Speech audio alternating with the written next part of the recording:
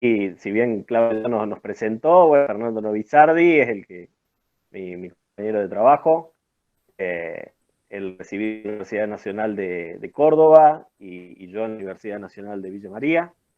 Y bueno, el objetivo de esta charla es compartir nuestras experiencias personales y profesionales del enfoque agroecológico en lo que es producciones extensivas, que es a lo que nos dedicamos, ¿no? A asesorar ese tipo de producciones con enfoque agroecológico.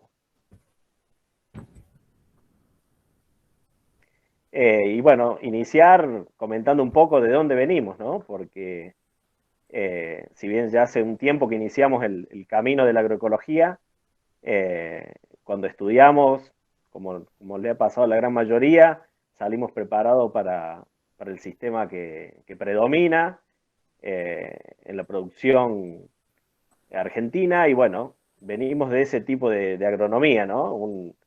Una carrera que nos prepara para salir a producir con insumos en este tipo de sistemas, a trabajar tratando de maximizar beneficios económicos y haciendo el uso más eficiente de los insumos.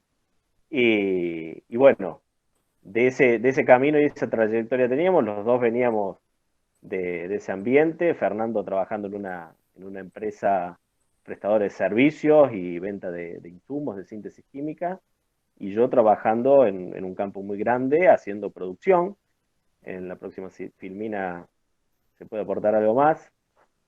eh, en donde, bueno, como profesionales lo que buscábamos era hacer de esas tecnologías el uso más eficiente en cuanto a uso de recursos, buscando maximizar la renta y estudiando los ambientes desde esa perspectiva al máximo, ¿no? Para hacer, como decía, el uso más eficiente de cada uno de los recursos y obtener una alta productividad y una alta renta, ¿no? Eso es lo que veníamos haciendo.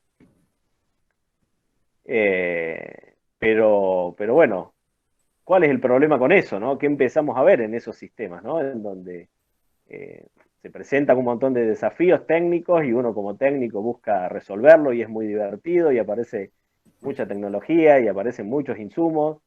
Es entretenido, pero había ahí algún problema que estaba apareciendo y que nos hizo cambiar el rumbo y llegar al enfoque agroecológico, ¿no? Y decimos, en este sistema ¿por qué no químicos? ¿Por qué no transgénicos? ¿No? ¿Y qué es lo que veíamos nosotros en el sistema? Eh, la próxima filmina se puede ver, o sea, lo que es la utilización de agroquímicos en Argentina, esto es kilos por hectárea. Eh, no, perdón, este es producción total. Eh, los sistemas cada vez requerían más insumos químicos, si bien aumentaba la frontera agrícola, pero también en lo que sería aplicaciones por hectáreas iban apareciendo cada vez más necesidad de insumos para poder lograr la producción, y eso ya nos iba indicando algo. Eh, Como se ve en la próxima filmina, esto es lo que iba apareciendo también, ¿no? Un sistema que se manejaba con algunos pocos químicos, de repente empieza a aparecer resistencia de malezas a esos químicos y así se fue incrementando, ¿no? Año a año. Y eso, bueno, como se ve en la curva, es una pared que se levanta y que te la podés chocar y podés fracasar en la producción. Y bueno, ¿y qué es lo que iba pasando también? Alternando principios activos, modos de acción, y se ve en la próxima filmina. Ahí se ve cómo la naturaleza responde a nuestra forma de accionar, ¿no? Obviamente lo que hacíamos con esa aplicación de químicos y químicos no era más que seleccionar a los mejores individuos que resistían y se iban multiplicando y bueno, hoy llegamos ya a tener situación de resistencias múltiples, ¿no? No solo a un modo de acción, sino que a varios en el mismo momento. Y bueno, eso para nosotros es un indicador de que el camino no es el adecuado, ¿no? Y si no cambiábamos el enfoque, eh, el problema se sigue incrementando, ¿no? En cuanto a lo que es los organismos genéticamente modificados, por un principio precautorio, se sabe que estos organismos no es una simple extensión de lo que es el mejoramiento genético de la agricultura tradicional, sino que ya sobrepasa la barrera de las especies y bueno, eso en la naturaleza no ocurre. Por ende, por principio precautorio y en la información que existe, en donde todavía no está bien conocido qué puede dar con estos organismos liberados de la naturaleza. Bueno, ahí a modo de ejemplo pongo lo que hace un tiempo se estaba dando, ¿no? De Terminator, en donde directamente con modificación genética y para poder los semilleros ser dueños de ciertas tecnologías, se quería poner un gen en donde la planta iba a producir una descendencia de semillas inviable, ¿no? O sea, no iba a poder dejar una descendencia, ¿no? Y bueno, ahí se ve el riesgo al cual nos sometemos con esto de la manipulación genética, ¿no? También ya hay muchísimas investigaciones en cuanto a los efectos adversos sobre la microbiología del suelo. Obviamente los organismos genéticamente modificados vienen de la mano de un paquete de insumos aplicados también al suelo y bueno, ya hay muchísimos estudios, entonces bueno, incluso en la Universidad de Río Cuarto hay muchos estudios en donde indica cómo estos paquetes aplicados al suelo afectan a lombrices, afectan a otros microorganismos del suelo, que son la riqueza y la diversidad del suelo, ¿no? Y después en lo que es resistencia a insectos también, ¿no? Cómo se veía que iban apareciendo nuevos eventos transgénicos y al poco tiempo, otra vez, ¿no? Por selección de individuos iba quebrando esa resistencia. Y bueno, eso es otro indicador, ¿no? Que la naturaleza nos va indicando, o el mismo manejo que nosotros vamos haciendo, nos va indicando que eso no es correcto, ¿no? No es el camino porque lo va venciendo todo el tiempo, ¿no? Entonces, bueno, nos quedamos ahí tratando de solucionar eso con el mismo enfoque o cambiamos el enfoque, ¿no?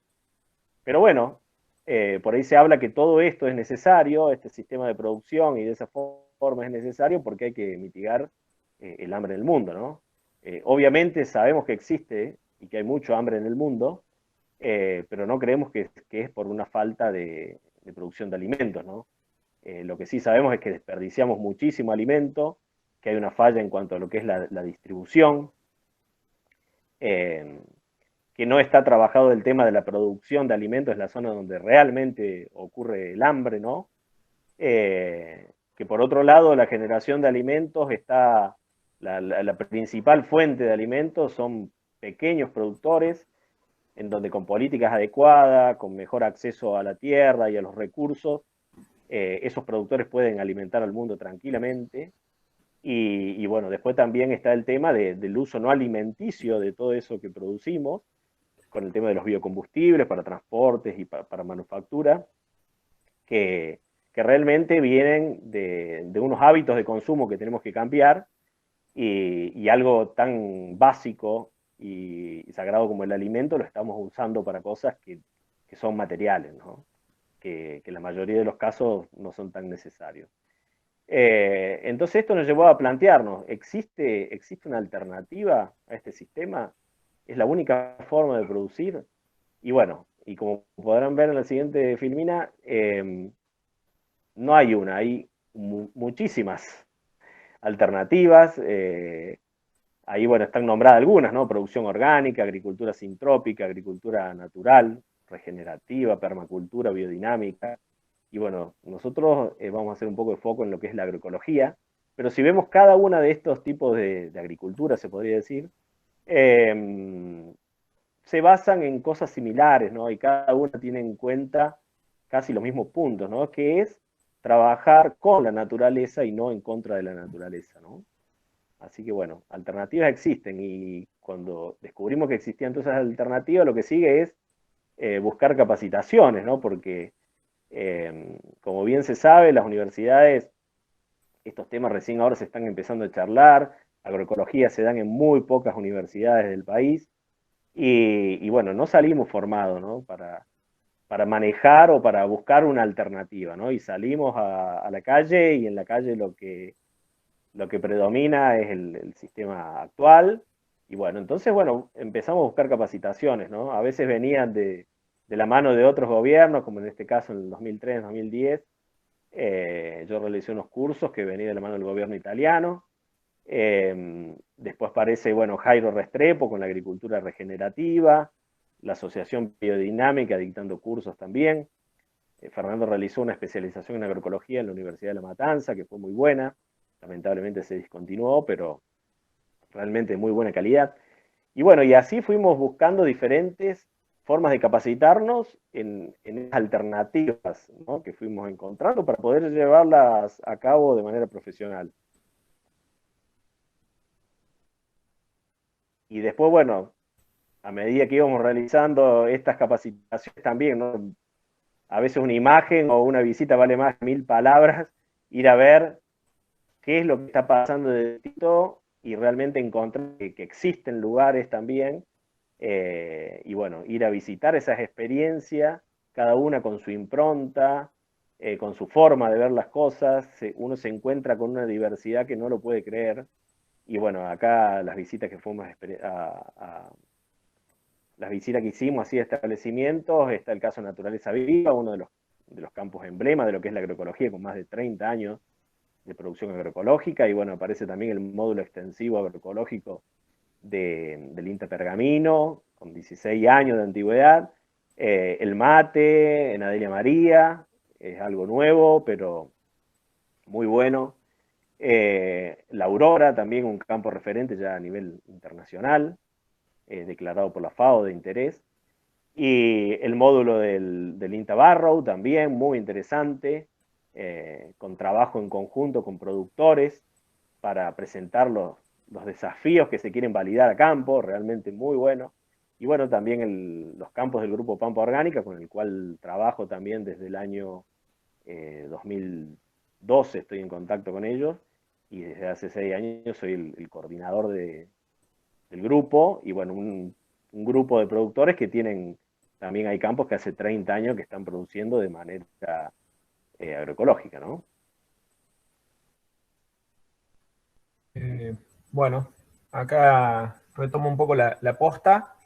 Eh, Dentro de lo que es este camino de aprendizaje y de búsqueda de alternativas, una de las alternativas que veíamos era la de la agroecología, y que al principio cuando abordamos agroecología lo pensamos como un sistema de producción diferente, y me llamó mucho la atención que al momento de inscribirme en el posgrado y de empezar a ver información, uno empieza a toparse con esto de que es una disciplina abierta a diferentes profesiones, y que bueno, en nuestra formación como agrónomo por ahí estamos buscando algo asociado netamente a la agronomía, pero bueno, la sorpresa fue esta, que convocaban gente de sociología, de economía agraria, de cosas que realmente en la carrera nosotros no las vemos y no las tenemos contempladas al momento de abordar un sistema de producción. Incluso lo que fueron los módulos que se abordaban desde sociología y desde esos enfoques, la verdad que me costaron muchísimo. Tenemos una cabeza formada totalmente desde otro lado, pero bueno, ahí es donde empieza a verse diferencia con respecto a un sistema de producción, sino que esto realmente pasa por otro lado.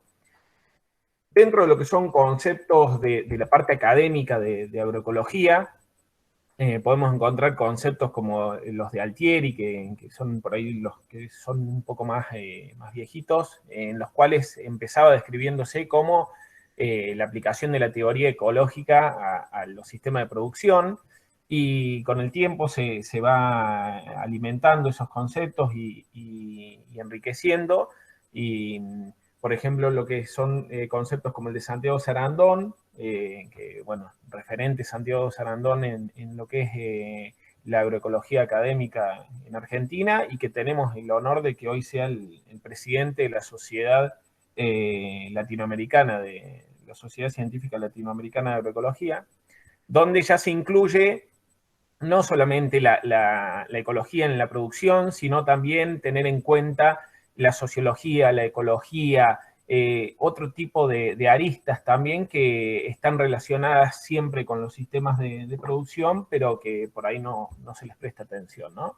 Y dejando en claro la necesidad de adaptarse a los sistemas, ¿no? A lo que los sistemas nos permiten.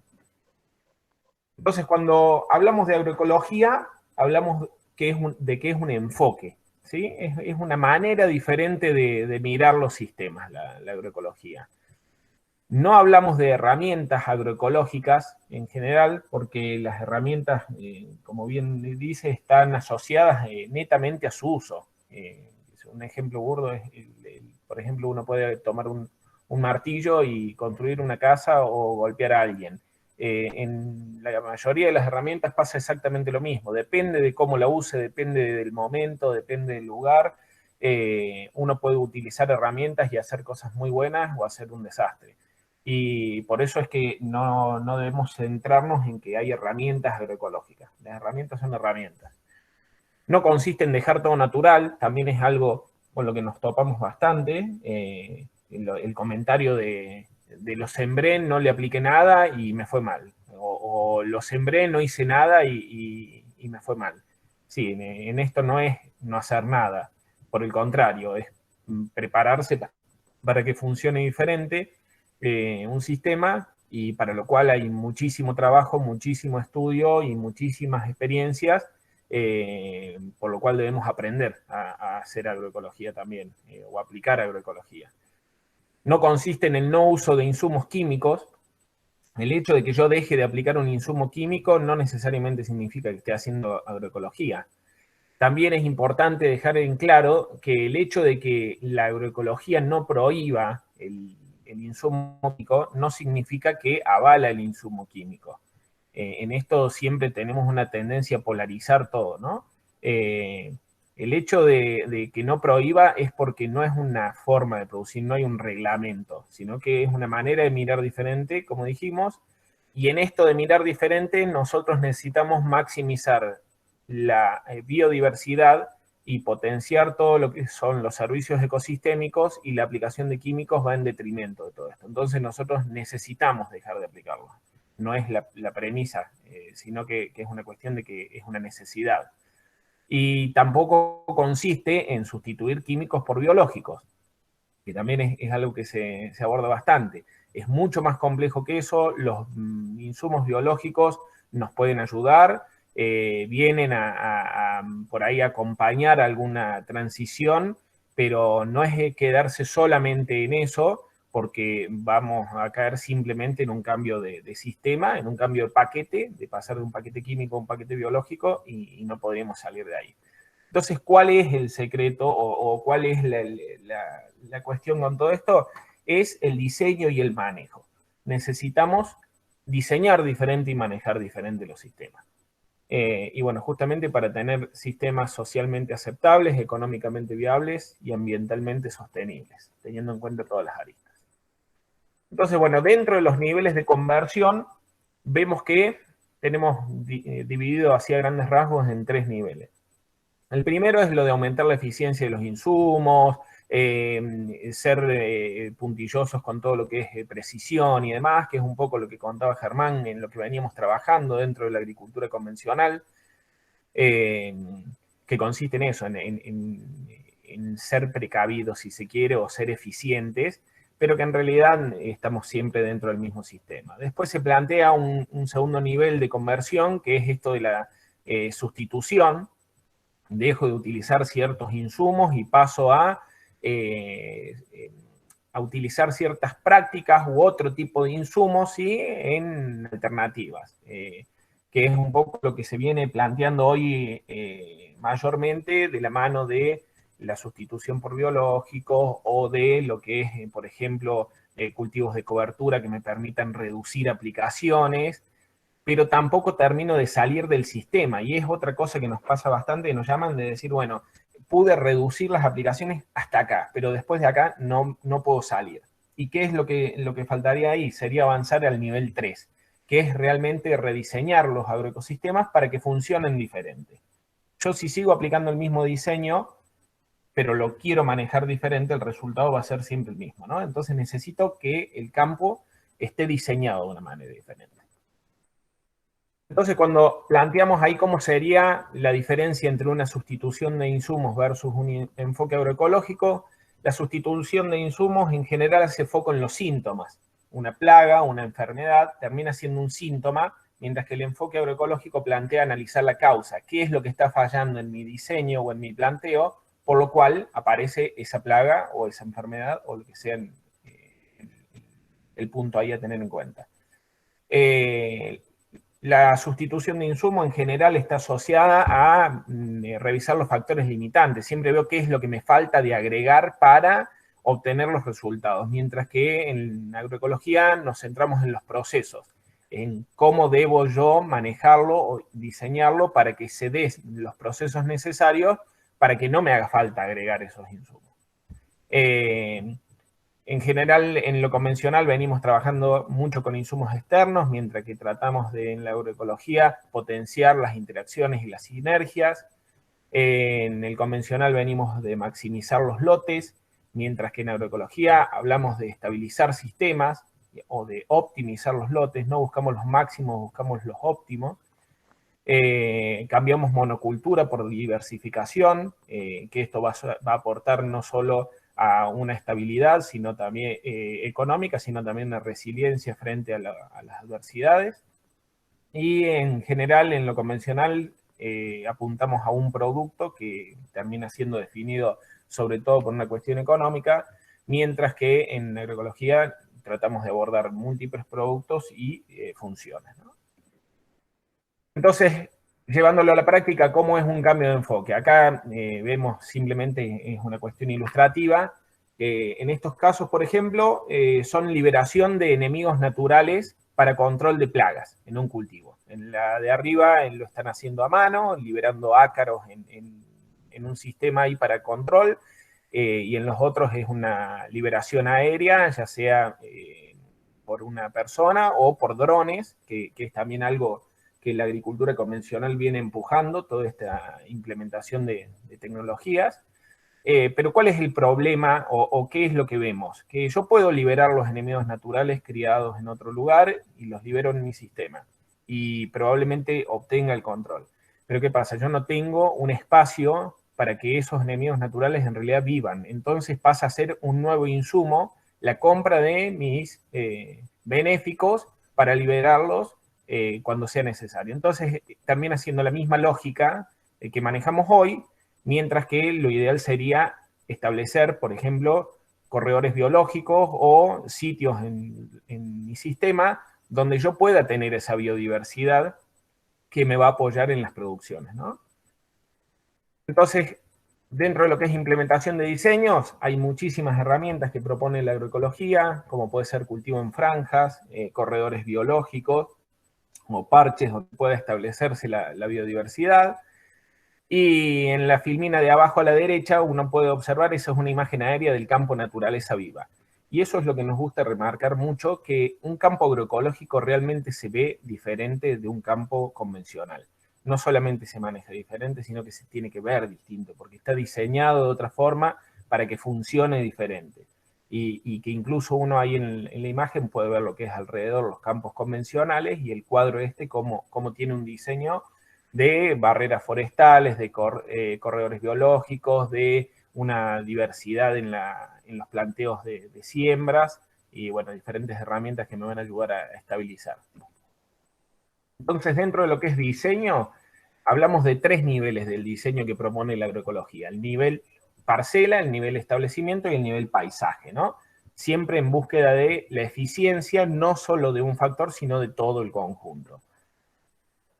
Dentro de lo que es diseño de parcelas, ahí hay algunas fotos ejemplificando lo que es la alternancia de cultivos, los diferentes estratos, la incorporación de corredores biológicos. Dentro de lo que es finca o campo, lo que analizábamos ahí con el ejemplo de naturaleza viva, ya diseños a mayor escala y que me permitan una planificación de todo el establecimiento. A nivel paisaje, donde tenemos el mayor desafío, que esto es una imagen aérea de Villa María, que podría ser una imagen aérea de prácticamente cualquier localidad de lo que tenemos acá como la zona pampeana productiva, donde vemos que si estamos hablando de que en este paisaje tenemos un 70-80% de monocultivo, vamos a suponer soja, ¿qué es lo que pasa en este paisaje? Por ejemplo, mes de diciembre, cuando tenemos un ataque de plaga. Tenemos el 80% de la superficie donde en un lapso de 15-20 días se van a estar realizando aplicaciones, o voy a tener un parche del 80% de un monocultivo que me permite proliferar las plagas. Entonces, realmente el diseño a nivel paisaje es algo a revisar, ¿no? Y dentro de lo que es herramientas de diseño, están las herramientas que propone la agroecología, que es un poco las que veníamos ahí mencionando, y también tenemos herramientas o teorías o planteos más profundos, como puede ser, por ejemplo, la permacultura, donde el rediseño de lo que es la producción de alimentos es solamente una pata. En realidad plantea el rediseño de todo lo que está asociado al ser humano como sociedad y como cultura, en cuanto a revisar nuestra relación con el ambiente, con las demás personas, con las viviendas, con nuestros residuos, y revisar un poco más el planteo general que tenemos, ¿no?, como sociedad. Y plataformas un poco más modernas, como por ejemplo la plataforma Regraria, donde lo que hace es reunir teorías de la permacultura, del manejo holístico, de Keyline, de distintos autores, y armar un sistema que nos permite ir llevando una planificación, no solamente de la parte productiva, sino de la parte humana, económica, ambiental y demás aristas que tenemos que tener en cuenta. Dentro de lo que es agroecología extensiva, empezamos a hacer las primeras pruebas en Villa María, en la zona de Villa Fiusa.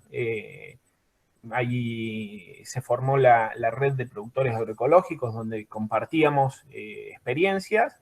Se hicieron varios cultivos de invierno, varios cultivos de verano, en franjas, con corredores biológicos, implementando ahí diferentes herramientas y empezando a ver cosas diferentes a lo que veníamos viendo en sistemas convencionales, ¿no?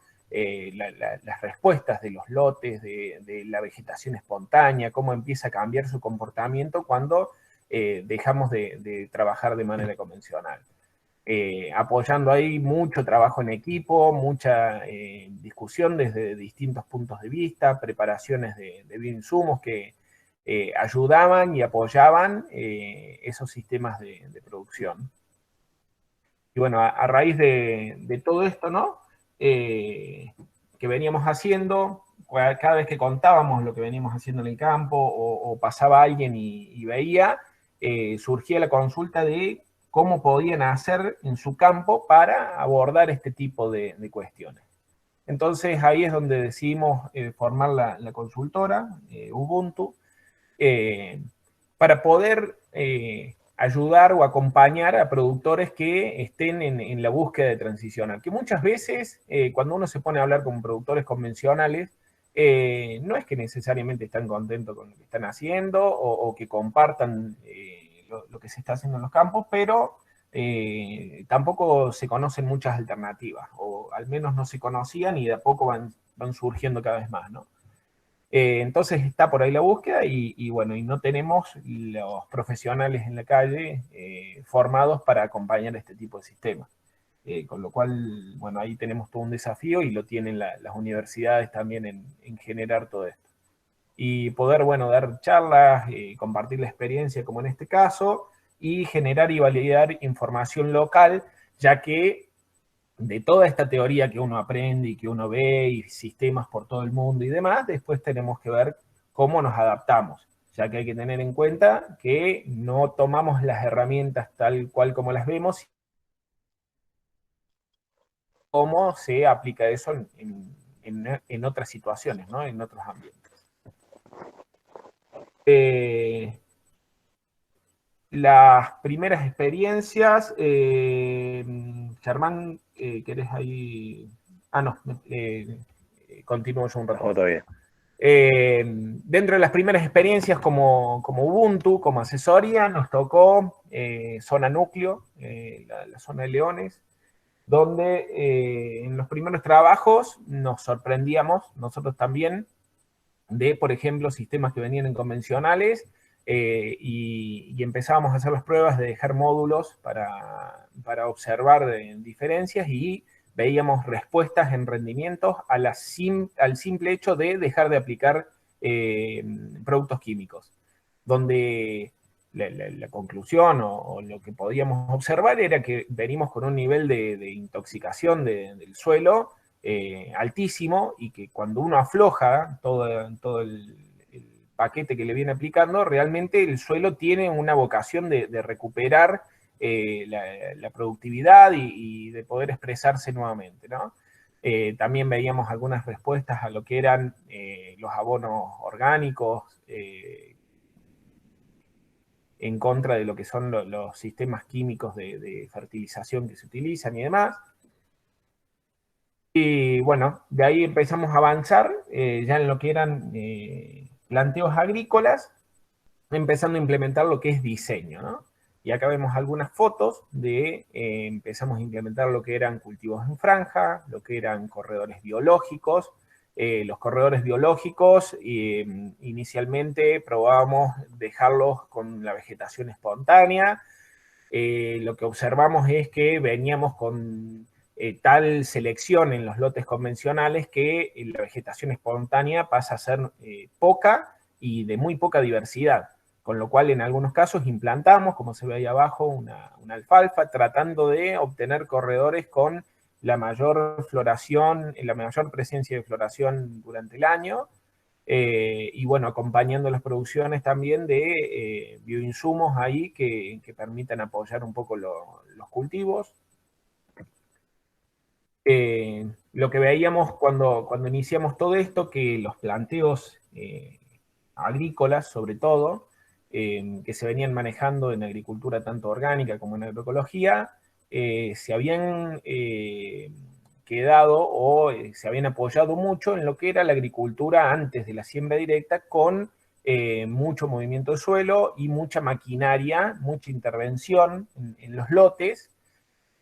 Con lo cual, si bien estábamos dejando de hacer las aplicaciones de químicos y tratando de desintoxicar un poco los sistemas, veíamos que teníamos como resultado problemas de erosión en los suelos, de planchado, la degradación de los suelos por estar descubiertos, la necesidad de mano de obra intensiva y, bueno, problemas asociados a lo que fue la agricultura antes del paquete de siembra directa, y que por lo cual se había planteado avanzar en eso. Entonces, de todo esto, el resultado fue empezar a trabajar generando herramientas para este tipo de planteos, ¿no? Entonces, puntualmente estuvimos trabajando con la gente de Montemaíz, tratando de desarrollar ahí maquinarias que nos permitan hacer un manejo de la vegetación espontánea o de los cultivos de cobertura y demás, pero sin dejar descubierto el suelo y tratando de intervenir la menor cantidad de veces posible. Entonces, bueno, ahí vemos que estaba pasando una herramienta en la cual en este caso nos permitía barbechar. La acción que tiene es de corte de raíces y actúa por deshidratación de la planta, con lo cual no hay resistencia en esto, ¿no? Que también hay un cambio de enfoque, de que uno viene preocupado por cierto yuyo y demás, pero cuando uno se sale de ese sistema, acá no hay problemas de resistencia. Acá vemos cómo manejarnos con el ambiente, pero no, deja de ser una guerra esto también.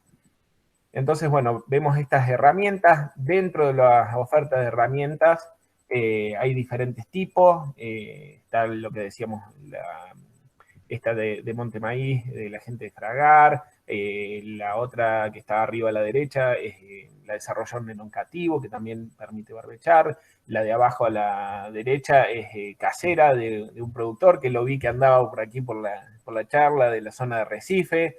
Y bueno, un poco ahí las pruebas que se hacían de ver eso, que nos permitía controlar coberturas, pero sin remover superficie, ¿no? Las alternativas a esto, como decimos, son herramientas.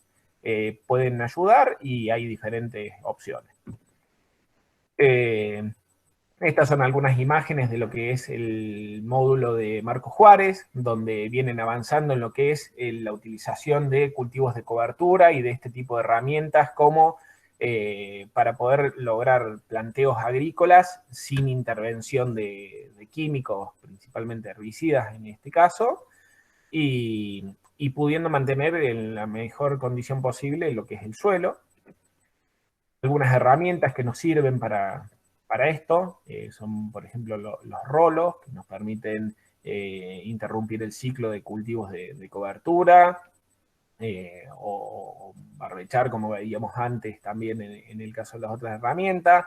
Algunas maquinarias nuevas que nos permiten hacer siembras con cultivos anteriores en pie, con lo cual entramos en tratar de imitar lo que sería una sucesión, vamos a tratando de imitar una especie de sucesión natural, pero de manera artificial, teniendo siempre cultivos naciendo y creciendo y desarrollando, y sin intervenir en el suelo directamente.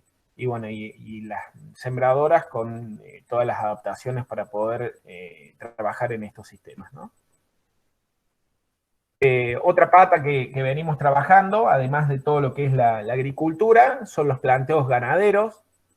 Dentro de lo que es ganadería, estamos participando de un proyecto de tambos orgánicos, eh, con los cuales venimos trabajando con pasturas polifíticas, diseños de PRB, de pastoreo racional, para el manejo justamente del pastoreo.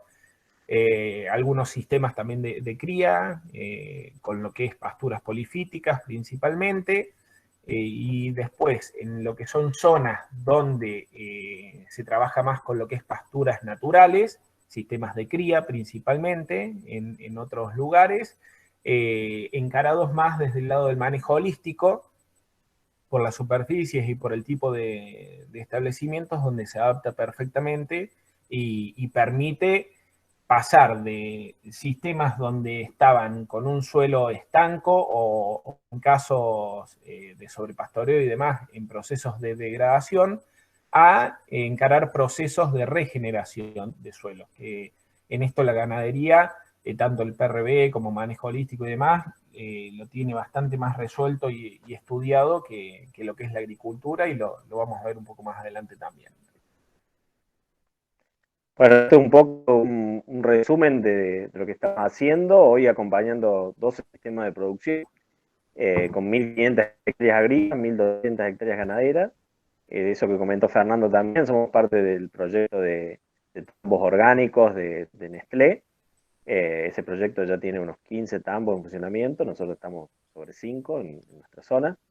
Y después, bueno, yo también trabajando como coordinador en lo que es les comentaba, el grupo Pampa Orgánica Norte, que son como 6.000 hectáreas certificadas orgánicas, en donde les comentaba que hay, bueno, voy a comentar un poquito más adelante del grupo, ¿no? También somos parte del grupo Nueva Semilla, productores agroecológicos de la provincia de Córdoba, también con 16 años de trayectoria, con todo tipo de producciones, ese grupo es bien biodiverso, ¿no? Desde una huerta muy biodiversificada hasta sistemas extensivos también.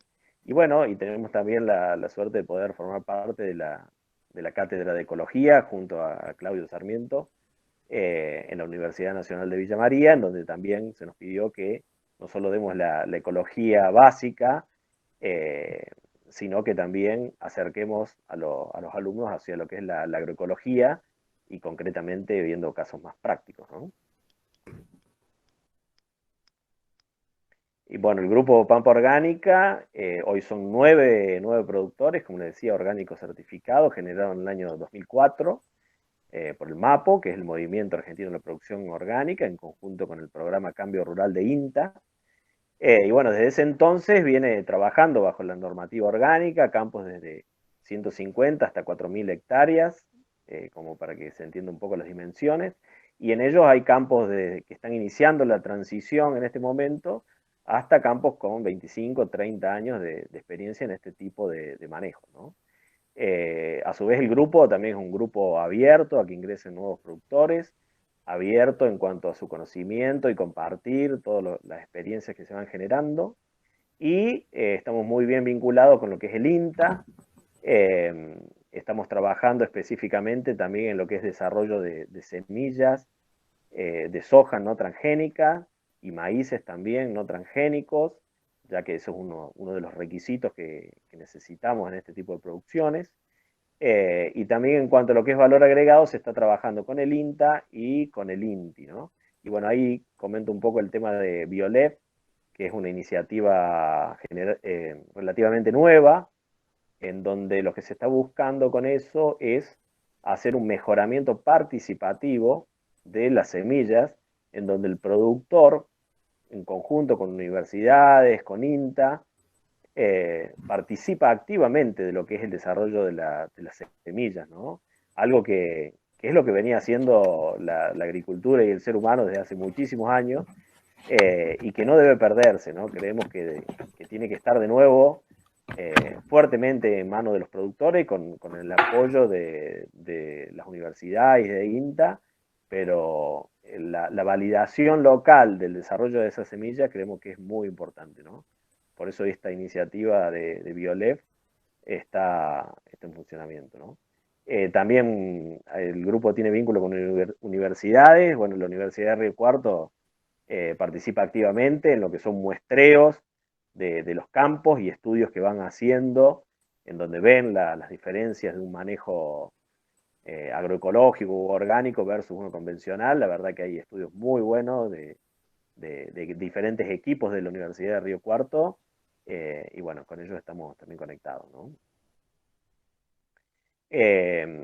Lo que estamos trabajando como nuevas líneas de trabajo, decimos, ¿no? Porque en realidad todo esto de la transición de un sistema que se puede decir que venía como basado en una agricultura casi tradicional, antes que aparezca la siembra directa, hoy empiezan a aparecer un montón de líneas de trabajo que en otras partes del mundo ya están más avanzadas, pero acá necesitamos validarlas. Y bueno, una de esas, por ejemplo, es el tema de los cultivos de cobertura, o llamados también cultivos de servicio, en donde, bueno, en Estados Unidos hace 15 años que han logrado la siembra directa orgánica, y nosotros estamos trabajando en ello, ¿no? En validar toda esa información, adaptarla para nuestros ambientes. Otro de los sistemas que también estamos viendo es el tema de las siembras directas en verde. Eso también hay algunas experiencias. Y bueno, los sistemas sucesionales, como hablaba ahí Fernando, ¿no? El tema este de mantener el suelo vivo la mayor parte del tiempo, ¿no? Entonces una siembra aérea, una siembra con una altina, nos permite trabajar en ese sentido, ¿no? El tema también de avanzar más hacia lo que son los cultivos perennes, eso también da otro tipo de resiliencia al sistema. Lo que es agroforestería también, estamos capacitándonos en eso, y nos parece que por ahí va algo muy importante, voy a comentar un poquito más. Y bueno, los sistemas mixtos también, ¿no? En realidad, la agroecología o la producción orgánica se tiene que avanzar en sistemas no solamente de producción de granos o ganadera, sino que los sistemas mixtos tienen la fortaleza de acompañarse mutuamente, ¿no? La vaca y todo lo que genera en lo que es la biota del suelo nos permite hacer un manejo mucho más sustentable, ¿no? Incluso en las etapas en donde existe la parte agrícola, se podría decir, la vaca muchas veces aparece también en la parte de la rotación agrícola, ¿no? Ahí, bueno, un poco de imágenes de esto que hablábamos, los sistemas agroforestales, la agricultura sucesional. Abajo a la izquierda se ve un maíz ahí con un melilotus ya implantadito abajo. Los sistemas agroforestales, bueno, agricultura con el árbol ahí presente, eso en otros países está avanzando mucho, y acá creemos que lo tenemos que validar, ¿no? Bueno, ahí la siembra en verde también, eso también es posible. Y bueno, acá esta imagen, ¿no? Dice ¿Y qué produce este árbol? Sombra, ¿no? Sombra es lo básico, ¿no? Lo que produce un árbol realmente es increíble. Incluso hay estudios que han valorizado por todos los servicios que genera un árbol y bueno, es inconmensurable, ¿no? En la próxima filmina se ve un poco los beneficios del árbol en el sistema, ¿no? En cuanto a lo que es el ciclado de agua y nutrientes. Eh, los árboles trabajan a otras profundidades y trayendo, ¿no?, nutrientes y agua al sistema desde otras profundidades que los cultivos anuales o perennes eh, de pasturas no lo logran, ¿no? Trabajan también en lo que es la regulación del microclima. Eh, También se ve ese efecto facilitador de crecimiento del pasto, ¿no? Dependiendo de la zona y la cobertura, ¿no? Hoy si vamos a ver con esta tremenda sequía y a recorrer un poco de campos, el único lugar que vemos verde es abajo de la copa de un árbol, ¿no? Entonces, bueno, generan todo ese círculo virtuoso de fertilidad y bueno, y creemos que también es necesario sumarlo al sistema, ¿no? Hoy estamos viviendo una situación muy importante con el tema de alguna manera casi la obligación de reforestar, ¿no? Bueno, este plan provincial que tenemos, ¿no? Y bueno, creemos que es muy importante y se puede utilizar el árbol para rediseñar el sistema, no solamente para acorralar la peor parte del campo y ahí hacer un bosquecito entre varios productores, sino que realmente tenemos la posibilidad de empezar a trabajar con el rediseño de los sistemas, incluyendo los árboles, ¿no? Y bueno, obviamente también diversifica lo que es la productividad de un campo, ¿no? Realmente sembrar árboles desde leña, madera, bueno, cambia completamente el paisaje, flora y la fauna también asociada, ¿no? Eh, También son corredores biológicos, hábitat para aves y bueno, toda esa mayor biodiversidad que se genera en un ambiente con árboles bien diseñada pasa a ser parte funcional de estos sistemas agroecológicos, ¿no? Y obviamente aportando, en definitiva, resiliencia al sistema. Bueno, acá un poco, ya para ir cerrando, uno de los principales desafíos que tenemos planteados, sobre todo, como decía, desde los sistemas agrícolas, eh, es el tema de la regeneración, ¿no? Y muchas veces vemos como que qué es lo que hay que regenerar. Y bueno, tendríamos que hacer un repaso en realidad por todo, ¿no? Tanto de la parte social, económica como natural. Eh, Todo necesita una regeneración, lo vemos justamente que hoy asociado a la realidad que estamos viviendo, donde entramos ahí en un debate entre sociedad y economía, y en el cual en ningún momento se toma la naturaleza como parte de todo esto, ¿no? Incluso nosotros mismos somos naturaleza, siempre hablamos de naturaleza como que es algo que está allá afuera o como que es donde nos vamos de vacaciones, pero eh, somos naturaleza y mientras no comprendamos esas cosas, va a ser muy difícil que el sistema en general sea sostenible en el tiempo, ¿no? Y bueno, la base de todo esto siempre es el suelo y es en lo cual hacemos hincapié en la regeneración. Si tomamos en cuenta lo que plantea la escuela de Jairo Restrepo, que son las 3M de la regeneración de suelos, materia orgánica, microbiología y minerales, y hacemos un repaso de cómo venimos en esto, ¿no? En cuanto a lo que es materia orgánica, lamentablemente los últimos informes ahí que había dado INTA, las últimas investigaciones, da nota de cómo nos llevamos puesta toda la materia orgánica de la zona productiva. Y que me llamó mucho la atención en una nota que hacían donde habían presentado estos datos y explicaban la necesidad de aumentar la fertilización química para corregir esto. Y ahí vemos que tenemos muy confundidos los conceptos. Bajo ningún punto de vista el fertilizante químico va a estar generando materia orgánica. La materia orgánica es otra cosa, es vida. Y incluso hay numerosos papers y estudios que demuestran cómo la fertilización química va en detrimento de la materia orgánica y de la microbiología del suelo. con lo cual necesitamos replantear realmente cómo vamos a estar encarando estos problemas. En cuanto a lo que es microbiología, venimos de observar el suelo como un sustrato y que parece que cada bacteria, hongo y microorganismo que hay dando vuelta viene a jodernos la producción, que es un poco también como lo tenemos asociado a nuestros sistemas de vida, ¿no? Cuando uno habla de virus, de bacteria o algo, lo vemos todo como patógeno, como dañino, y en realidad eso es solamente una fracción de la gran diversidad que hay, que no la entendemos y que la necesitamos para vivir. Ahí, dependiendo de los autores, se habla de que conocemos de un 3 a un 7% de todo lo que es la microbiología de los suelos, y que esta representa entre 8 y 30 toneladas por hectárea. O sea, no hay carga animal ni producción que nos permita tener semejante cantidad de vida sobre el suelo como la que hay bajo el suelo. Trabajamos mucho con balances matemáticos de nutrientes y hemos fallado en observar que realmente la microbiología termina siendo la responsable de la nutrición, de nuestras producciones y de nuestros alimentos.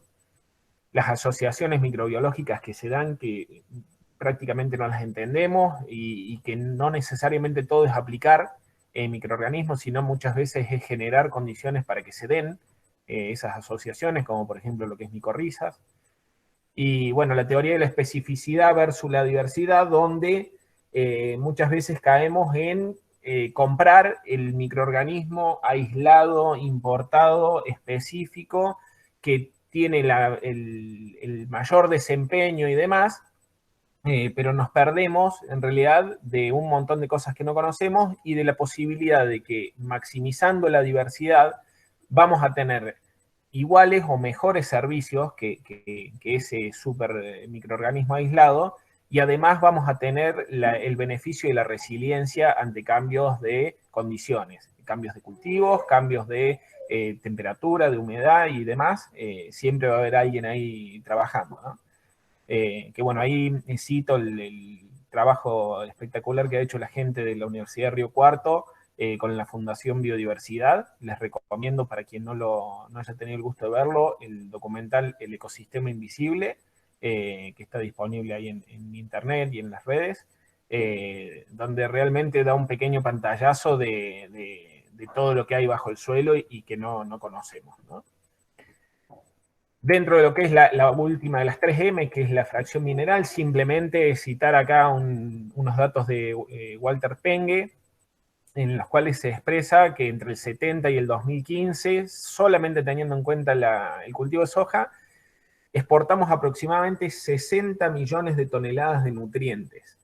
O sea, nuestro planteo, este modelo agroexportador, tenemos errado el concepto de que estamos exportando granos. En realidad estamos exportando suelo y estamos exportando nuestro sostén, ¿no?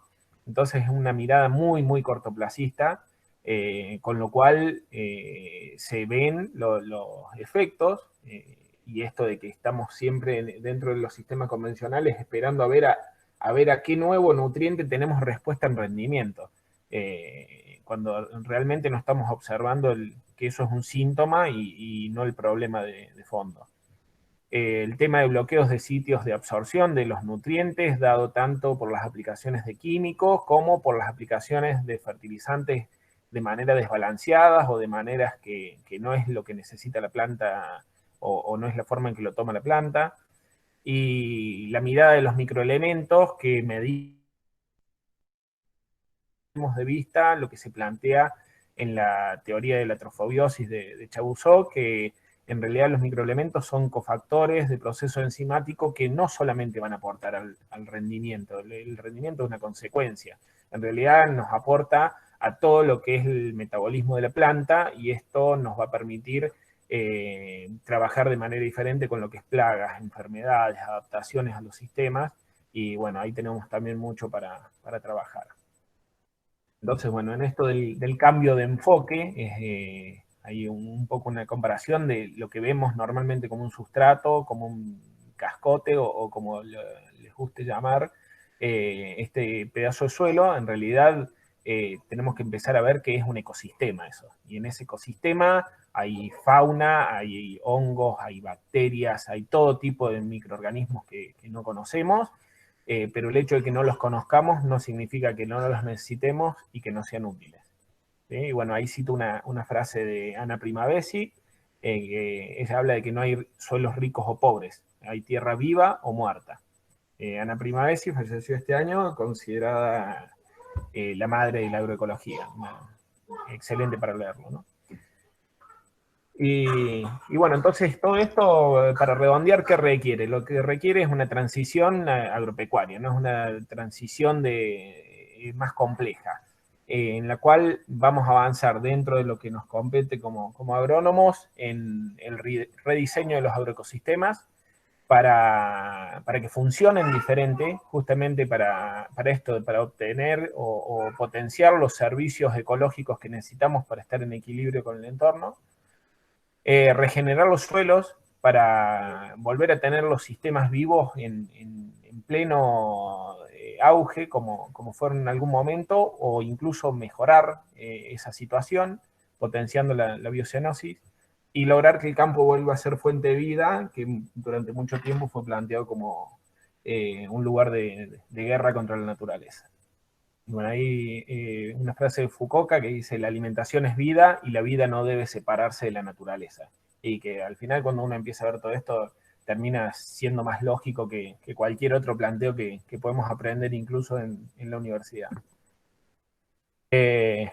Bueno, les agradecemos, quizás estuvo medio extenso, ahora vamos a estar recibiendo las preguntas. Y bueno, me gusta cerrar con esta imagen, en la cual es una imagen muy simple, pero que hace la comparación ruta de por medio de qué campo es el que queremos o es el que necesitamos.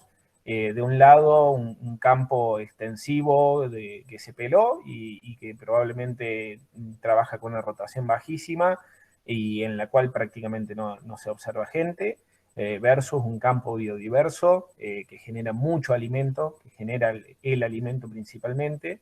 Y qué es lo que pasa de un lado y del otro cuando tenemos variaciones de temperaturas, variaciones de precipitaciones, cuando el mercado cambia, cómo un sistema es resiliente y se mantiene en el tiempo versus el otro que es totalmente frágil. Sí, bueno, les agradezco la atención por ahora.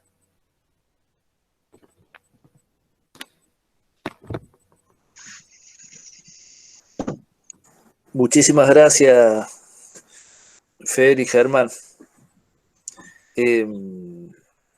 Bueno, invitamos a todos a que realicen preguntas vía el chat.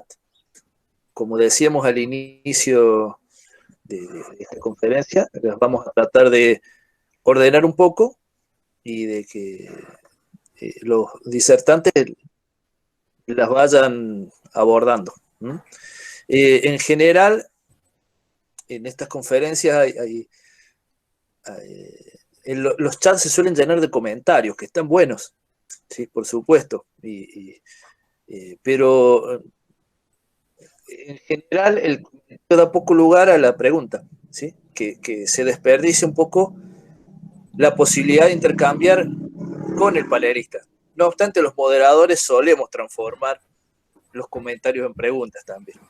Agarrar 2 o 3 comentarios y hacer alguna pregunta, que es lo que voy a intentar hacer. Vamos a ver el chat. Entonces hay bastantes comentarios. Aquí hay una pregunta puntual. ¿Cómo se podría llevar un ecológico lugares donde se cultiva el secano rabioso y las malezas se las ve como una gran competencia? Juan Pablo Garde. Bueno, pavada de tema, la agroecología en ambiente seco. ¿Se le animan?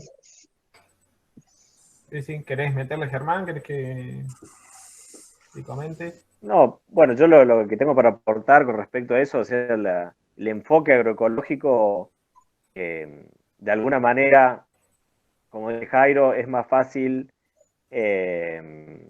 cambiar de cultivo y asociarlo al ambiente natural que existe en la zona, que intentar hacer cosas que no son de ese ambiente, ¿no? que cambiar el suelo para lograr el cultivo, ¿no?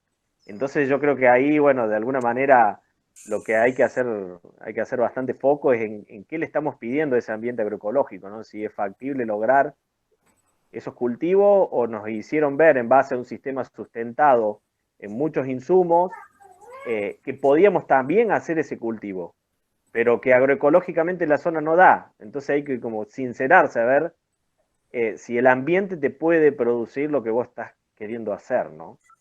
Y muchas veces hay que hacer como una lectura de lo que es el ambiente natural prístino, o sea, lo que se encuentre en la zona todavía, si se encuentra algo, y por ahí nos tira el dato de qué familias o qué especies naturalmente se pueden dar, y después de eso desarrollar qué cultivos asociados a esa familia me pueden llegar a dar una renta, ¿no? Es lo que tengo ahí como para aportar con respecto a ese tema. Fernando. No, está perfecto, totalmente. Justamente uno de los problemas que vemos que se planteó con la Revolución Verde y demás, y todos estos cultivares de altos rendimientos y demás, fue una propuesta de acomodar los ambientes a los cultivos. Entonces empezamos a tener las condiciones de fertilidad, si se quiere, del suelo, aunque sea una cuestión media de ilusión, el hecho de combatir todo el sistema que había natural para establecer esos cultivos, la selección genética, la modificación genética. Entonces, estamos intentando tener un campo diferente al que tenemos. Y eso necesariamente hay que subsidiarlo, no hay manera. Por eso en el momento que la agroecología propone trabajar con la naturaleza y con el ambiente, tenemos que ver qué condiciones son las que tenemos, y si nosotros nos adaptamos a eso, el campo empieza a funcionar solo, básicamente, porque Germán siempre se refiere a eso como ver la vocación que tiene el campo para nuestros sistemas productivos. Y yo creo que es importante identificarlo eso, porque también empezamos a ver que tratamos de hacer cultivos donde los rendimientos no son los mejores, los márgenes terminan siendo malos, pero no nos salimos de eso. Entonces, bueno, ¿qué necesitamos nosotros del campo? Que nos dé cierta renta, que nos genere alimento, y bueno, por ahí la respuesta está en otras cosas diferentes a lo que venimos haciendo. Bien, hay una pregunta, voy a saltear un poco las preguntas, tratando de vincularlas. O sea, así que tengan paciencia por ahí los que preguntaron un poco antes, pero aquí Manuel Galvano, o Galvaño, me hace una pregunta que tiene un poco que ver con esto, que pregunta si es posible realizar producción de cereales y oleaginosas en un planteo agroecológico que se propone para la zona de Río Cuarto. Ustedes han hecho cerca de Río Cuarto, cereales y oleaginosas. Sí, sí, totalmente.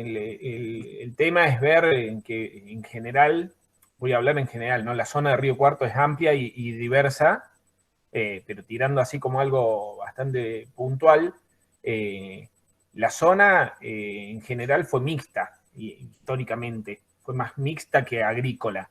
Y, y hoy en día cuando uno anda por los campos, no quedaron ni siquiera las instalaciones de la parte ganadera, que era parte de ese sistema, en lo cual la ganadería venía a aportar una estabilidad y un ciclado de nutrientes y un aprovechamiento de situaciones, por ejemplo, de cultivos donde los años venían complicados y no era viable.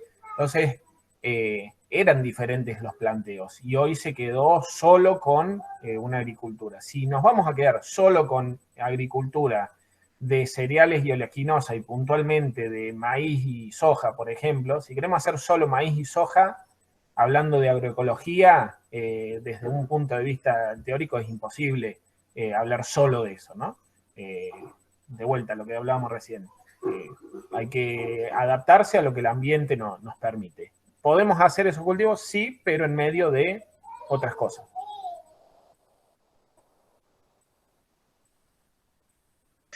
Bien,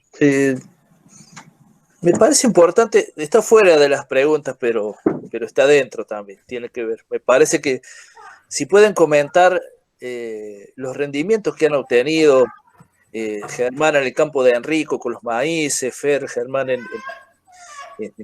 de los Méndez con la soja, con el maíz que han probado. Me parece importante para enriquecer, ¿no es cierto?, la mirada de los que están del otro lado, ¿no? Es decir, ¿cómo les ha ido con eso? Porque también hay una idea con que los rendimientos son muy distintos y todo, ¿no? ¿Quieren contar un poquito por ahí? Sí, yo lo que puedo comentar, y bueno, y en base a mi experiencia con el Grupo Pampa Orgánica, que por ahí ya hay campos que suman muchos años de historia, ¿no? De alguna manera en estos sistemas que se llaman extensivos por la gran extensión que se puede llegar a hacer, ¿no? Hablamos de 4.000 hectáreas o de campos, bueno, el campo de Enrico tiene 400 hectáreas orgánicas, pero son sistemas intensivos, ¿no? En cuanto a lo que es la necesidad de una planificación, de un seguimiento, de una capacidad operativa, ¿no? Del uso de la maquinaria en tiempo y forma. Hay que acordarse que acá estamos trabajando con sistemas biológicos, ¿no? Que no son de una respuesta muchas veces como la es en la aplicación de un químico, ¿no? Entonces, en cuanto a lo que sería rindes, o sea, no vamos a decir que se pueden lograr los mismos rindes, porque en realidad se pueden lograr peores rindes o mejores rindes, ¿no? Pero sobre todo lo que hay que hacer hincapié también en estos sistemas es en qué margen me deja un cultivo versus el otro, qué externalidad tiene un cultivo versus el otro, cómo me queda mi principal patrimonio como dueño de un campo, que es el suelo y la biología del suelo, qué estamos generando con uno u otro sistema. Es difícil por ahí hablar de rindes, ¿no? Porque tenemos situaciones en donde, como digo, el rinde va a ser mayor. En esto también hay que tener en cuenta que lo que fue el desarrollo de semillas, en maíz sobre todo, de la mano de los híbridos y de los paquetes tecnológicos, fueron avanzando de la mano de la transgénesis. Y en los sistemas orgánicos, bueno, son sistemas que la semilla OGM no se puede utilizar, entonces el desarrollo de semilla como que no tuvo casi importancia, el tema de variedades recién ahora se está rescatando, y se están obteniendo rendimientos con variedades muy cercanos a los híbridos de punta, ¿no? Con un precio ya de esa semilla totalmente distinto, ¿no? Entonces, en cuanto a experiencia, yo lo que siempre rescato, y de Mauricio Piola, que es un asesor que estuvo muchos años en la estancia Dos Hermanas, que es esta bastante grande en Arias, dice que él con mucha trayectoria en manejo, en administración, y es un técnico también, un agrónomo, comenta que el sistema orgánico versus el convencional tiene que compararse como en el largo plazo. No podemos hacer un margen bruto un año. Entonces lo que él dice que hay que comparar como en ciclos de 10 años, por ejemplo, ¿no? Y que el sistema orgánico, lo digo así porque es la experiencia que él tiene, en lo que sería la renta, porque si hablamos de rinde es porque estamos buscando a ver cuál es el más rentable, ¿no? Dice que puede estar igual el resultado o un poco arriba de lo que es el sistema convencional, ¿no? Pero con diferentes fluctuaciones. El sistema convencional, con todo el paquete que tiene, de alguna manera, y la siembra directa, estamos hablando también en un sistema de la agricultura agroecológica que se venía haciendo antes, ¿no? Hoy estamos transicionando hacia menor movimiento de suelo y eso puede dar mayor estabilidad. Pero los sistemas tradicionales donde se movía mucho suelo era muy dependiente del año climático, ¿no? Entonces por ahí también el tema de los rindes juega mucho eso, ¿no? Pero que creo que va por ahí el tema, ¿no? Que se puede hacer se pueden lograr buenos rendimientos, que hay que acordarse que el sistema deja de ser extensivo o de manejo telefónico para estar más arriba del sistema, ¿no? Y en cuanto a rindes, es difícil hablar. Nosotros hemos obtenido muy buenos rendimientos. Y cuando vemos esos márgenes, también son muy buenos. Y de hecho lo que vemos es que los productores que inician estos procesos, muchas veces quieren empezar a sumar hectáreas. Quiere decir que están conformes, ¿no? Entonces eso es un poco lo que puedo decir. No sé, Fernando, si querés comentar algo más. Sí, yendo... el tema de la comparación directa de rindes por ahí no tiene mucho sentido. Sí, para comentar rendimientos, hemos tenido maíces de 80 y pico quintales, sojas de cerca de 40 quintales, trigos de 30 y pico quintales, pero en realidad no nos dice nada eso, digamos. Como tampoco te debería decir en lo convencional. Porque vos decirme que metiste un maíz de 100 quintales, pero te costó 80, la verdad que no sirve. Si yo te digo que el mío no rindió 80, rindió 60, pero de costo tuve 30, el margen termina siendo otro. Y después, más allá de eso, es como muy amplia la discusión, pero también es el rendimiento de qué. ¿Qué es lo que estoy obteniendo en un sistema y qué es lo que estoy obteniendo en el otro? La calidad de eso, el destino que obtiene uno y el otro. Entonces es bastante más amplio que solo el rendimiento. Solo que nosotros los agrónomos es lo primero que nos sale. Te sentás a tomar un café y ves quién es el que hizo más rendimiento. Pero la mayoría no solo que no habla de los márgenes, gran parte ni siquiera sabe los márgenes, para peor. Entonces solamente se basa en tratar de sacar todo lo que pueda.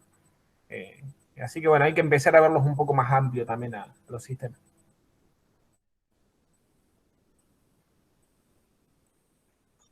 Perfecto. Precisamente porque es lo primero que sale siempre, me parece interesante. Eh, Ahí Benjamín Antonio pregunta algo referido a los corredores biológicos. Si prefieren, eh, si están proponiendo especies para corredores biológicos o prefieren dejar que se pueblen con especies naturales, zonales, silvestres, ¿no? Sí, ahí un poco buscando información con respecto a corredores biológicos, es un tema que se está como recién desarrollando en la Argentina, se puede decir, ¿no? Hay muchos grupos de investigación, pero asociado a lo que sería la producción, todavía no está validado. Y que he encontrado yo en la búsqueda de esos trabajos es que cuando hacían medición, ¿no?, de benéficos y hacían comparaciones, la mayor cantidad era en lo que se generaba naturalmente, ¿no? Pero ¿qué es lo que pasa? En estos sistemas en donde ya están de alguna manera como esquilmado un poco lo que sería el banco de semillas de vegetación natural, lo que viene es el resultado de una selección e incluso es un riesgo para semillar y proliferar semillas a todo el sistema, que en nuestro sistema dejó de ser uno de los problemas más grandes, porque no existe resistencia a la forma de control mecánico, pero que de alguna manera falta diversidad. Nosotros lo que estamos tratando de hacer en un principio es implantar, por ejemplo, una pastura lo más biodiversa posible. Como decía Fernando, buscando generar concatenación de floraciones, diversidad, que es lo que naturalmente hubiese ocurrido. Nada más que la fuimos seleccionando y quedaron muy pocas especies. Pero hoy lo que estamos haciendo es eso, ¿no? Como tratar de implantar, si no existe esa vegetación biodiversa, que puede llegar a ser a lo mejor en un lote que viene de una pastura y que se empieza a hacer agricultura y en donde, bueno, existe cierta diversidad. Pero si no, buscamos implantar un corredor biológico lo más biodiverso posible, ¿no? Y teniendo en cuenta también el tema de ciertas especies eh, que, bueno, que pueden llegar a ser invasoras, ¿no? Entonces, bueno, hay que tener un poco de cuidado en cuanto al diseño de qué poner o qué no poner en esos corredores biológicos. Ahí para completar el comentario nada más, de la bibliografía, cuando uno busca bibliografía de corredores biológicos, hay muchísima bibliografía muy tropical. ¿Y qué es lo que encontramos? Que cuando eso lo traemos a estos sistemas, donde te toca, no sé, como estos días, temperatura de 10 grados bajo cero, la presencia de esos insectos y flores y demás, la dinámica es otra. Entonces, tenemos que ver justamente cómo nos adaptamos. Es la misma teoría, pero ver cómo la adaptamos a estas prácticas. Así que hay mucho para investigar. Hay más para investigar que certezas en todo esto.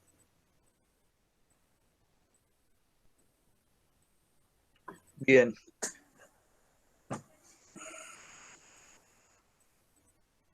Sí, acá Benjamín, entonces pregunta si se puede pensar entonces en corredores anuales que estén dirigidos a alojar a predadores de las plagas esperadas en el cultivo a desarrollar. ¿Se entiende? Sí, Miguel Altieri en una de las presentaciones mostraba ese tipo de ejemplos donde hacen un monocultivo y hacen un monocultivo de corredor biológico, simplificando el sistema a una especie, una plaga y un enemigo natural. Que es como bastante riesgoso el planteo, me parece. Nosotros lo que hemos observado, en el caso, por ejemplo, de los corredores biológicos, el que estaba en la foto ese de alfalfa, que nos pasó que el productor, una vez que se levantó el cultivo, dijo, bueno, vamos a pegarle una comida a esto, aprovecharlo, porque estaba hermosa la alfalfa, y no lo dejamos. Y fuimos ahora, en invierno, a evaluar cómo estaba eso, y claro, ahí están alojados todos los benéficos y todos los insectos en forma de pupa, enterrados en el suelo, en capullos, en distintos formatos, algunos con actividad como las vaquitas y demás dando vuelta, pero la teoría del corredor biológico es que tiene que ser un lugar para que vivan. Entonces, si yo en algún momento lo interrumpo a ese corredor biológico, yo le estoy quitando el hábitat. Entonces, en alguna parte del ciclo de ese insecto, ya sea cuando está moviéndose o cuando está hibernando, o cuando en alguna de esas situaciones yo le voy a estar sacando el espacio. Bien. Me avisan que tenemos que ir redondeando, así que disculpen todos los que han preguntado, ¿no? Pero siempre pasa esto. En todo caso, luego le pasamos a los panelistas las preguntas y la gente que ha preguntado la conocemos, así que le hacemos llegar. Bueno, Silvana, Dino, hay muchos conocidos, viejos conocidos, que, bueno, vamos a seguir de esto, ¿no?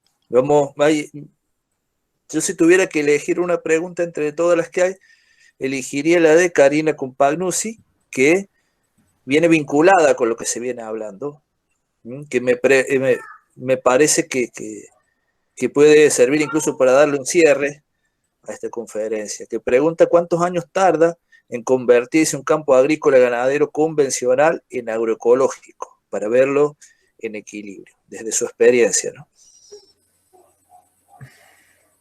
¿Cuánto tarda? La respuesta del ingeniero, depende. Claro, en eso nos viene a los agrónomos el depende directamente. Yo la verdad que he observado bibliografía donde escriben con una precisión que no se puede creer, que te hablan de, por ejemplo, el dato de que en 8 años haces la transición. La verdad, la transición a dónde, y por otro lado tenés otra bibliografía que te habla de que la transición es eterna. ¿Por qué? Porque estamos hablando de que queremos imitar o trabajar con como sistemas naturales, y los sistemas naturales no tienen una estabilidad en algún momento, son dinámicos. Y entonces esta transición en realidad es eterna, todo el tiempo va a ser de observación, de aprendizaje y de cambios en el sistema.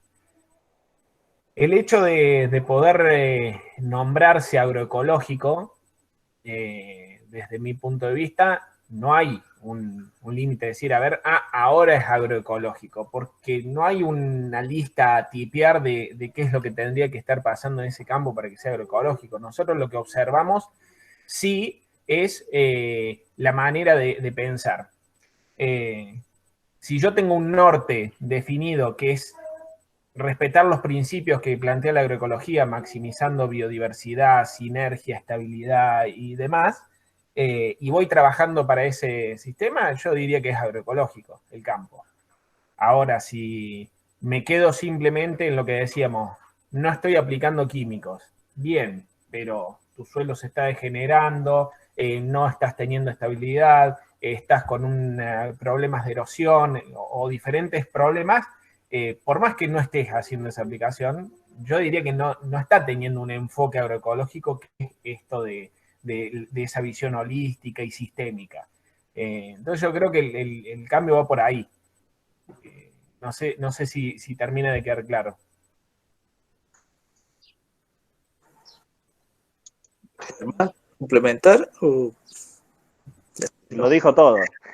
Ha hablado La con mucha transición suficiencia. depende, sí, no, la transición depende de cada persona, ¿no? La transición primero es mental y como dice Fernando, cuando ya se entiende el enfoque y se empieza a trabajar con ello, el éxito está garantizado. Tenés que lograr el enfoque. Bueno, no sé. De nuestra parte, no nos quedan más que palabras de agradecimiento, tanto a los panelistas como a todos los participantes. ¿Sí? Ahí les vamos a poner en el chat, es inminente, un link donde todos los participantes pueden entrar para obtener su certificado correspondiente. Eso también ante la situación lo hacemos de la virtualidad. ¿Sí? Y bueno, tuviera que dar un cierre a esto. Infinitos agradecimientos. Yo tuve la suerte de conocer a Germán y a Fernando cuando eran unos muchachos. Yo me río porque digo que siempre fui viejo yo. Pero y estaban en este camino de búsqueda que tal vez muchos de los que estén del otro lado de las pantallas estén ahora. Nadie nació agroecológico acá. Acá todos fuimos aprendiendo y es un camino, ¿no? Es un camino donde, bueno, también hay que poner la parte, ¿no? La parte de uno, que es eso de buscar, de aprender, y en cierto momento de la vida de jugársela también, porque ambos dejaron trabajos que tenían, que incluso eran bastante rentables, y se la jugaron en armar la asesoría, y por suerte les está yendo muy bien, por suerte y por mérito, ¿no? Les está yendo muy bien. Pero yo creo que en eso también, gente, lo hemos conversado, pero han marcado un rumbo, ¿no? De que ustedes están viviendo de esto, ¿sí? Del asesoramiento en sistemas agroecológicos, ¿no? Y tal vez del otro lado haya profesionales, hay profesionales, hay estudiantes de agronomía, hay productores agropecuarios. Así que, como último mensaje, también ¿no es cierto?, listar a recorrer cada uno su camino, pero animarse a dar a veces es el primer paso, ¿no? Es el que más cuesta. Y tal vez el primer paso haya sido participar de esta charla y escucharlos a ustedes. Mucha gente con el paso del tiempo, ¿no es cierto?, se les habrá arrimado alguna vez y le habrá dicho, yo los escuché o vi tal cosa y a partir de eso me animé, ¿no? Así que bueno, ha sido hermoso compartir esta charla. Vuelvo a pedir disculpas a la gente que no pudimos responder las preguntas, no hay tiempo para todo. Y le damos las gracias nuevamente. ¿No? Me parece, ¿lo has puesto, Edgar? Ahí está, perdón. El link de inscripción para la certificación. Muchas gracias a todos. Bueno, muchas gracias, Pita. Cualquier cosa estamos a disposición. Nada, ahí al final estaba el mail, redes sociales, lo que les parezca, en lo que podamos darles una mano o evacuar dudas, estamos ahí para eso. Así que gracias por el espacio, Pita, y a la gente de la universidad. Bueno, yo también dar las gracias y bueno, los contactos están hechos, cualquiera que tenga dudas nos puede contactar a nosotros también. Y bueno, como decías vos, Pita, ¿no? Es cuestión de también cambiar el enfoque, y cuando uno cambia el enfoque, el norte es otro, y realmente este cambio de enfoque yo lo agradezco infinitamente a la vida, ¿no? A la posibilidad que se me dio. Se encuentra un mundo mucho más lindo recorriendo este camino. Lo puedo asegurar, lo juro. Así que bueno, gracias a todos y nos vemos en los campos agroecológicos. Bueno, muchas gracias, Héctor. Gracias. Gracias por todo.